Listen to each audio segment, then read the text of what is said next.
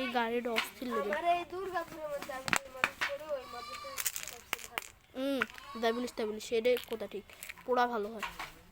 তাও হলো বেত শাল পালা বেশি দেয়।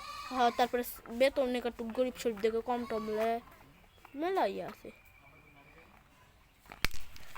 আর এই ফাইবারে গুলো মাত্র 1000।